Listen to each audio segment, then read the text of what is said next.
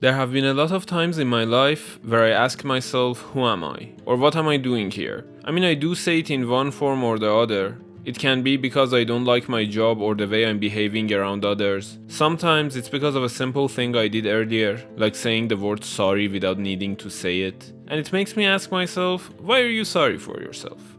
A lot of times I ignore that question.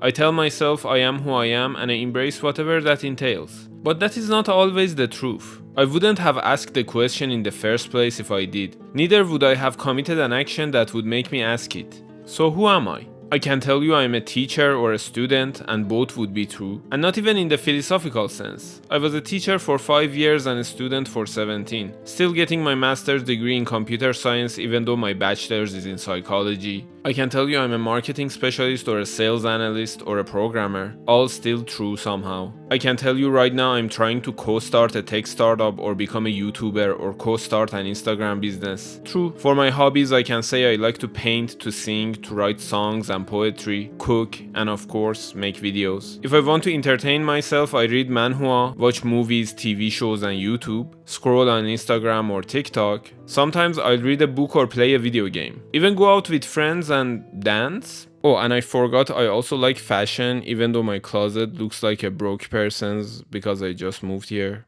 And I'm broke. I also meditate and go to the gym 5 times a week to stay healthy, even though my body refuses to tell it, at least in my mind. This might seem like I'm starting to brag about myself a bit, and while I do want to say please don't think I'm bragging, I am very humble and it actually sucks, because I really care what other people think about me for some reason. Instead, for this video, I have decided to just tell my story and be myself, even to the inclusion of this thought process. So instead, I will say this. It's actually amazing. When you have so many things that you can surround yourself with, you never get bored. You can just choose what your heart desires at the moment and go for it. And once in a while, something new comes along and you can entertain yourself with that new thing until you add it to the arsenal of the army you are creating for yourself. But then it comes the caveat. I am passionless. And by that, I don't mean I don't feel passion at all. I really do for everything I do, but I never reach a point of passion that lets me dedicate myself solely to that one thing, like a main hobby or a main profession. Maybe later I will tell you the story of all the different jobs I've had over the years, but for the purpose of this one, it suffices to say many. And while it has been interesting, it has also been exhausting and anticlimactic. You can do everything well, but you can't do anything amazingly. Like with everything you create, you put a piece of yourself inside of it, but you are never skilled enough to let it fully shine through.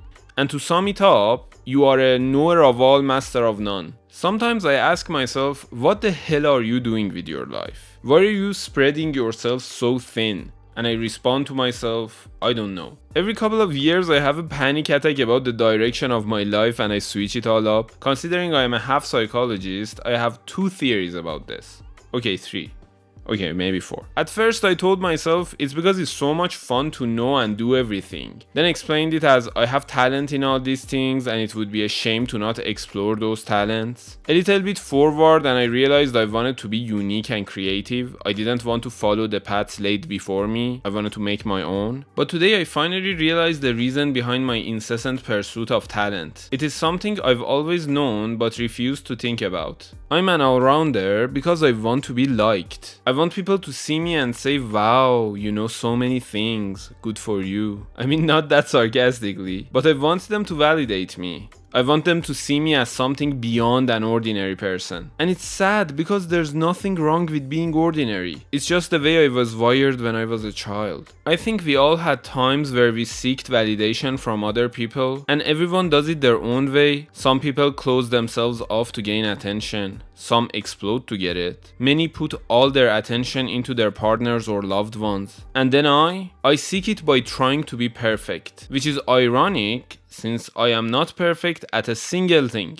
That is not to say my other reasons for being an all-rounder were not true. I still appreciate the way I develop myself in increments, exploring as much as I can of what life has to offer. But it does not change the fact that part of me wants that attention. And if that attention goes away, I could lose myself. So I'm kind of between a rock and a hard place. I've been thinking about myself a lot this past week. It's been a really challenging time, and I understood so many things about myself. When I first had this realization, I kind of hated myself for constantly pursuing attention by trying to be good. But now I kind of see it differently. I think I've come to accept my nature, but I also realize that I need to improve. So here's what I'm going to do. My original reason to start a YouTube channel was that I had just immigrated to Canada from Iran and I felt kind of lost. There was of course the culture shock and the fact that I was completely alone and knew no one here. It all made it so that I felt like I didn't know myself at all. I started a YouTube channel so that by sharing more and more of myself with you, I could get to know me better. And now I think I finally understand what my path in life signifies as. It's a unique experience for an individual to have, a blend of creativity and trauma that intermix together to create me so I can tell this story. And this channel is my way to tell it.